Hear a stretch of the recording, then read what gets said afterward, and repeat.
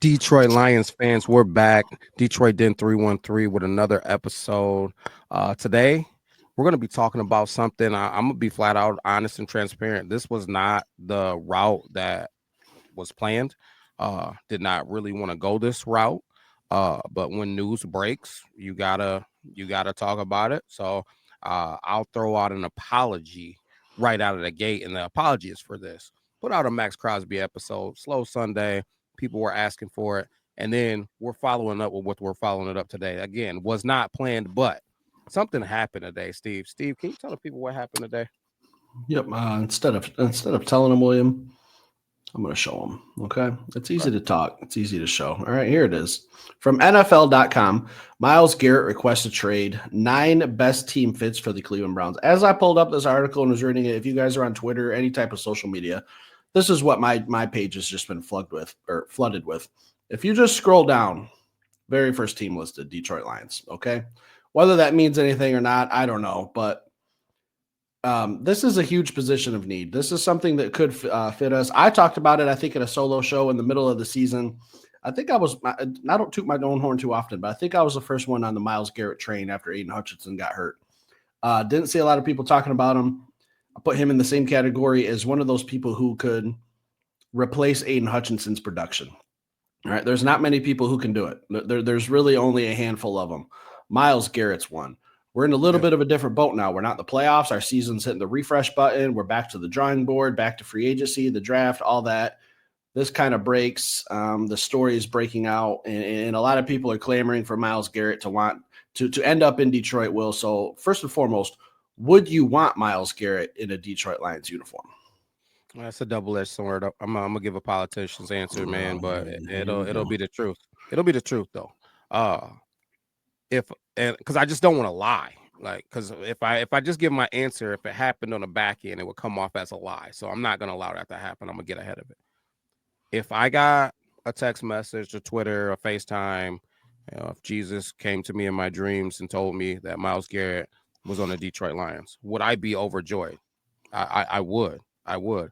Is it something that I'm looking for or want to happen? Like, am I looking to give up multiple first round draft picks or potential pieces of this team that could help us out? It's not really what I'm looking to do, and it's not really what I foresee.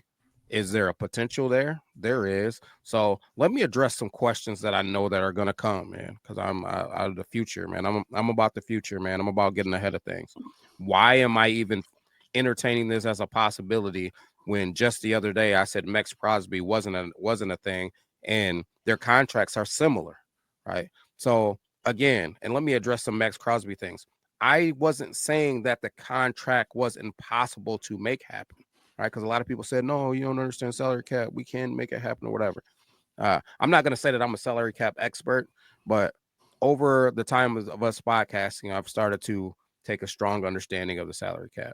We got about $46 million, right? He's about a $20 million guy, right? But yeah, so could we sign him and potentially sign some pieces? Yeah. Is there some things that we can do in restructuring that contract to make it a little bit more team friendly and easier for us to go through that transition? Understand that. Do I understand that Aiden Hutchinson isn't even going to be up for contract until it's time for Myles Garrett to re-sign in 2027? I do understand that. But what I also understand is this: both our running backs are due to re-sign in 2027. We got a lot of contracts that are going to expire in these 2027, 2028. So it would just be a 2-year rental is what it would be. Because you're not going to tell me you're going to keep Myles Garrett and then not sign Aiden Hutchinson. No, you're going to give Aiden Hutchinson a bag, right, when it comes in. So we would be essentially renting out Myles Garrett for 2 seasons on a rental deal, trying to win a Super Bowl, where we could be drafting and developing players that we brought in and doing the same thing that we've been doing on rinse and repeat: drafting, developing, re-signing, drafting, developing, re-signing. When you do that, the salary caps don't line up, right? Or the contracts don't line up, because you got a guy that signed this year, you got a guy that signed this year, you got a guy that signed this year, and you can kind of stack those contracts over time while you're putting some money on the back end, putting some money on the front end. It's easier to manage than when you're signing these $20 million free agents. So it's not something that I'm looking at as something that's probable. It's not something that I'm sinking my teeth into. It's not something that I'm getting overly excited about because I see now all of a sudden Myles Garrett is actually putting the um, information out there that he wants to go to a different team.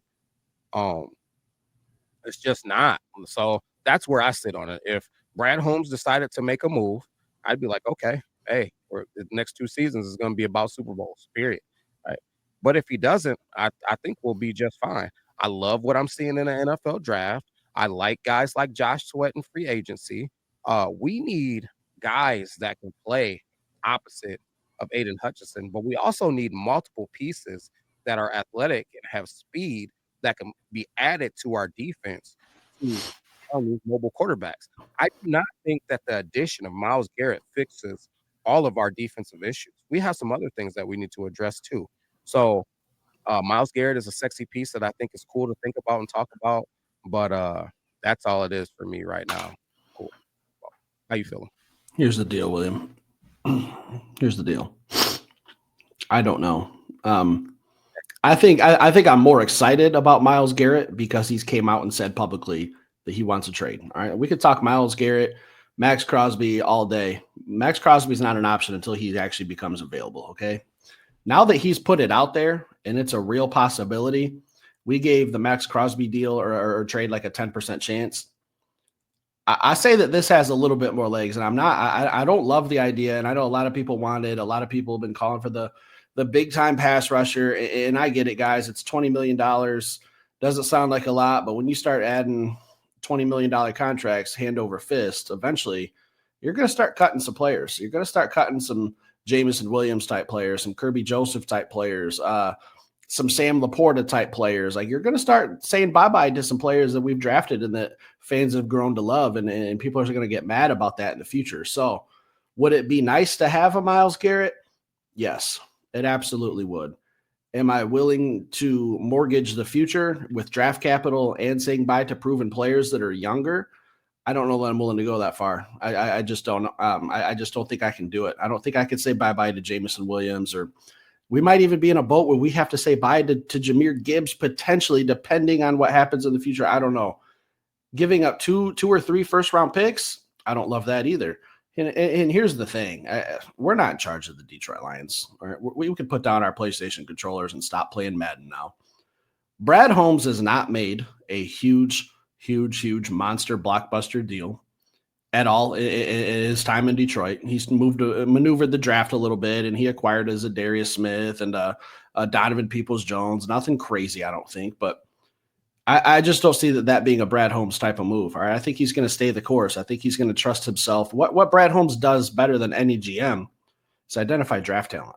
That's how we got into this boat. That's how we got to a 15-2 team, by drafting phenomenally, drafting Pro Bowlers, all pros, hidden gems in the draft. Amon-Ra St. Brown in the 4th round, Sam Laporta in the 2nd, Christian Mahogany in the round 6, who I think is going to be one of those next categories of stars.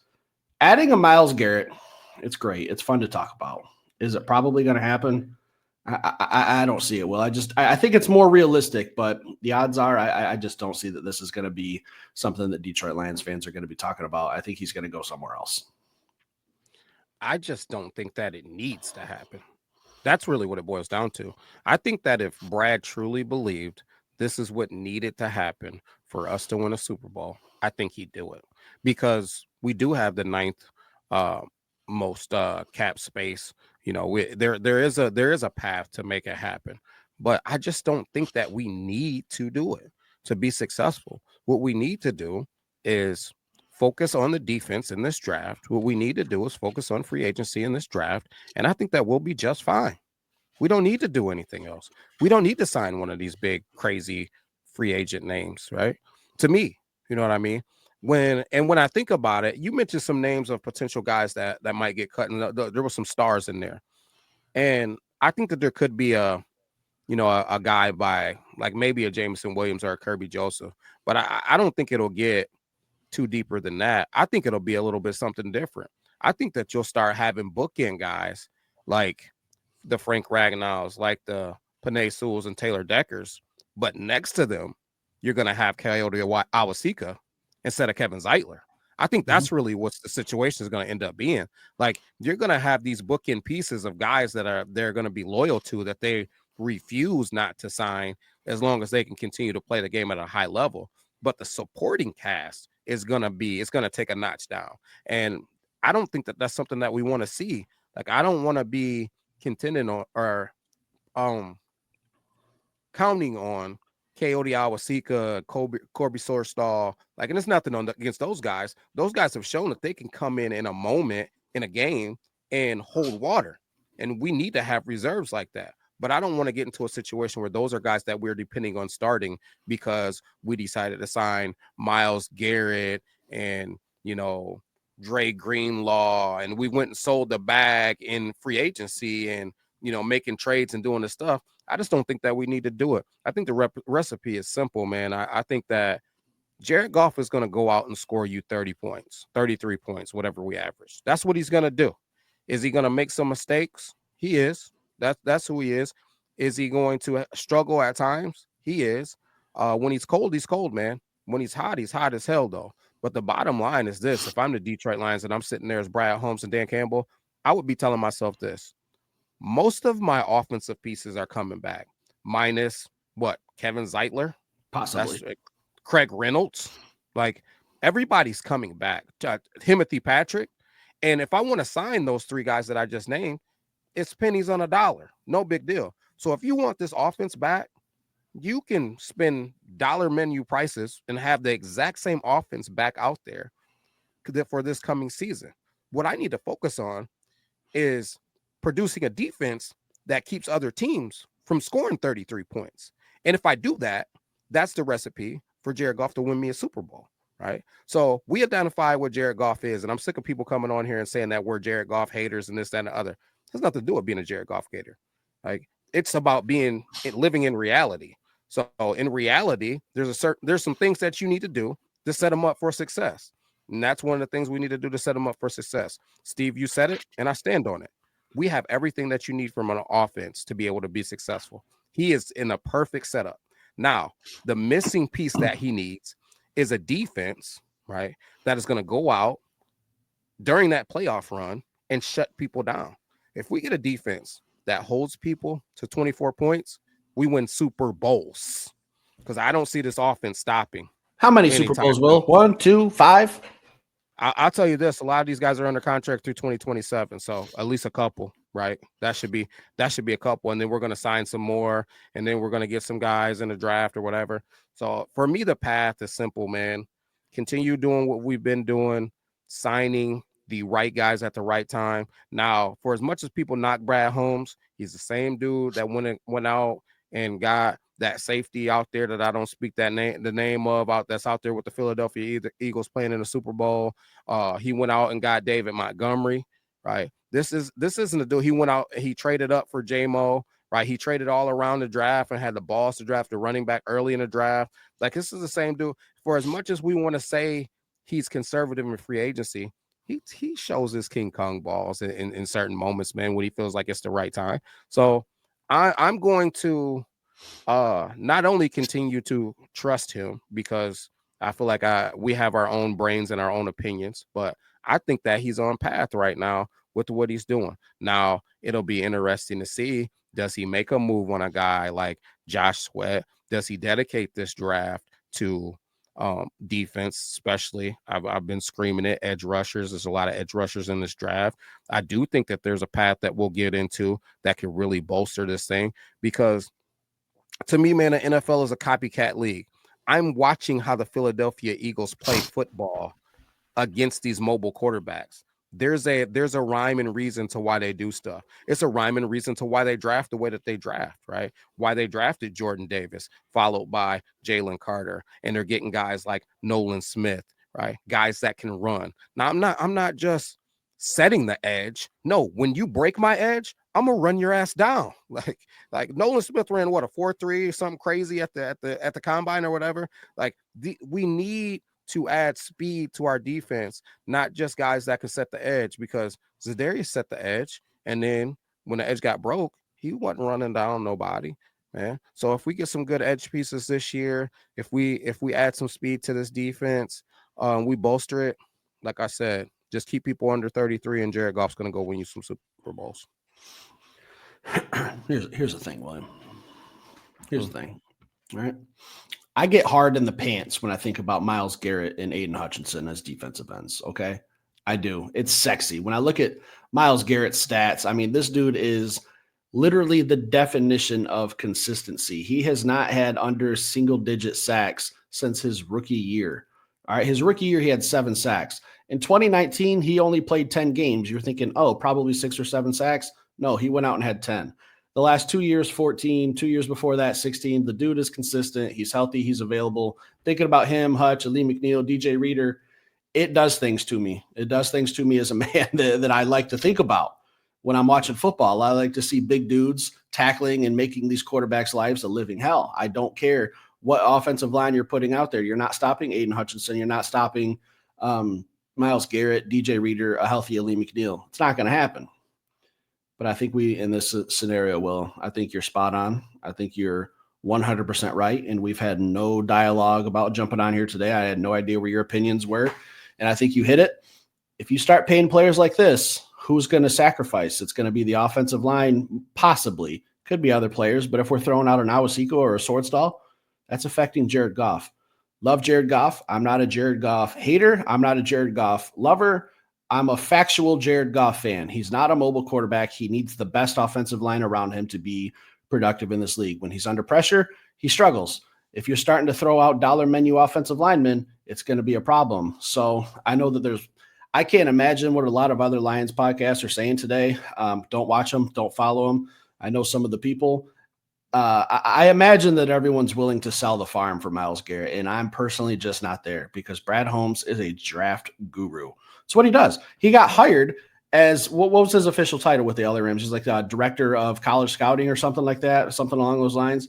The dude knows college football. He knows college talent. He knows what's going to translate from the NFL or from college to the NFL. I trust that process. He knows how to maneuver the draft. He's done it every single year. He's never just sat back and said, I'll just see who falls to me. If he wants a player, he's going to go get him. If he thinks he can get him later and acquire more picks, he's going to do that too. He did it with Jahmyr Gibbs. He was aggressive with moving up with Jameson Williams. I love the idea of Myles Garrett. I do. But I'm not going to sacrifice 2 good years for the next 10. I can't do that. Because I think when we first started podcasting, Will, you said, I don't want to win 1 Super Bowl. I want to be talking 15 years from now, we won 5 or 6. That's how dynasties are built. All right. Not everyone can go out and do what the Philadelphia Eagles do. They kind of do a little bit of aggressive trading, aggressive drafting. Brad Holmes doesn't really do aggressive trading. He trades for needs. Now, if he needs a Myles Garrett and he thinks that he can win at least 1 Super Bowl within the next 2 years, maybe this happens. Or he could sit back and evaluate it and say, I've already started my college scouting. I've already got at least 3 guys on my radar at pick 28 I think could help. That'll be cheaper. That'll be younger. I don't know. Well, it's very, very, very fun to think about. But the real world and the world we live in today, the odds are Myles Garrett is not going to be on the Detroit Lions. And what I think why he wants a trade so bad is because the AFC is loaded. Okay, I forget who I was listening to. It was someone on ESPN one day, and they were talking about the quarterbacks in the AFC. You know, you got Pat Mahomes, Josh Allen, Joe Burrow, Lamar Jackson. There's a pretty good chance that one of those 4 quarterbacks will go their whole career and not win a Super Bowl. And those are 4 potential Hall of Famers. Those are great quarterbacks.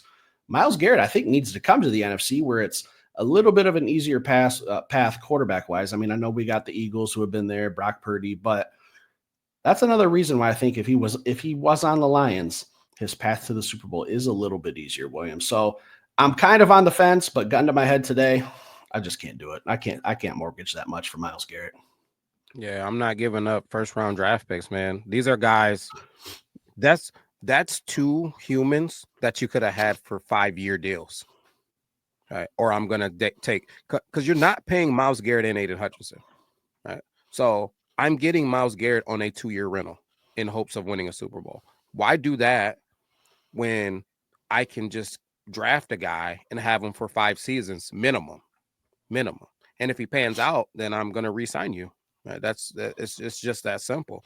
To go along with that, for all the people that are going to say you do it because you want to go after that Super Bowl. I truly believe we can still go after that Super Bowl. There's guys that are going to produce. Now, are you going to draft a Myles Garrett? Who knows? It's unlikely, but possibly, yeah.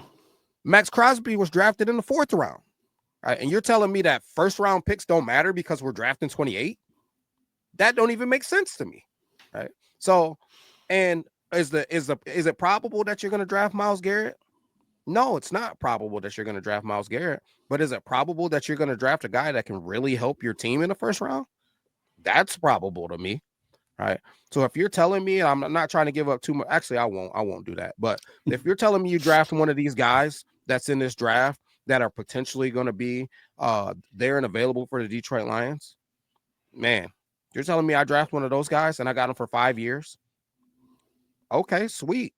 And I got that extra $20 million that I didn't spend to go out and do some other things. If you're telling me I can go get an edge rusher or 2 in this draft and I can go sign Josh Sweat and I'm still under that $20 million that I was talking about, now this thing is spread out over 3 guys who can play some damn good football. And if one of them gets banged up, I still got 2 of them. Otherwise, I'm betting the farm on Myles Garrett on a 2-year rental, hoping that he stays healthy. Nah, man, it just don't make sense, man. I think Brad Holmes is he's doing what he's supposed to be doing, man. He's doing it the right way. But this thing is real. I stand on this thing as real because if you don't understand the process, this didn't just. I'm not talking about you. I'm just talking about in general. If you don't understand the process of these guys wanting out of a team, this is a trail that players have done over time now. The first thing I do is I contact my agent. I tell him I want to get the heck out of here. Agent contacts the team. The team says yay or nay. The team went ahead and said, hey, listen, we have no interest in trading you, buddy. You're going to be with the Browns for the rest of your life, right? So then he came back with now going public, right? That's the next step to this thing. I'm going to go public and I'm going to let everybody know that I want to get traded. I'm going to do it early before that March 12th time where they start signing free agents so teams can kind of have it in the back of their mind. Hey, I might want to keep a little money set aside because I want to go after Myles Garrett. You know what I mean? Then on top of that, it's before the draft as well. So he's doing it the right way. And if he's not getting his way, he's going to do all the things. He's going to hold out. He's probably going to cause a fuss. He's going to, like, if a player wants out, man, they can kind of force their way out. So I think we're to the point to where he's going to force himself out of there, man. And if it ends up for some reason to be the Detroit Lions, I'll be happy. I trust Brad. I just don't think that it's probable, man. But it's a real thing because the exact opposite that we said with Max Crosby, like you said, once you put out a public statement saying, hey, man, I want out of here. I really enjoyed my time. It was beautiful the way that he wrote it, man. He was thankful for his time there, but his plan is to try to win Super Bowls, not just go to Canton. So. Yeah, like I said, I think this just has more legs than the Max Crosby thing. Now, if Max Crosby follows suit, maybe we jump back on here and we have to talk that. But I'll tell you this right now. We're not a trade show, right? This isn't the Gibraltar Trade Center. We don't just hop on here and talk trades 24/7. We talk about things that are relevant to the Detroit Lions. I will tell you guys this little inside scoop. Me and Will we have a little segment coming up that we were preparing. We were going to start that tonight. And I said, buddy, I don't want to talk trades anymore, but I just feel like it's at least relevant. So we got on here, talked about it. Don't think it's going to happen.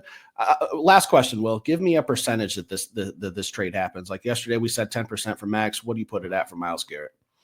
I'd say, man, I got to say something a little bit higher, and I don't want this to get taken out of context, man, but I'll say. Buy your Myles Garrett jerseys now. That's what Will's saying.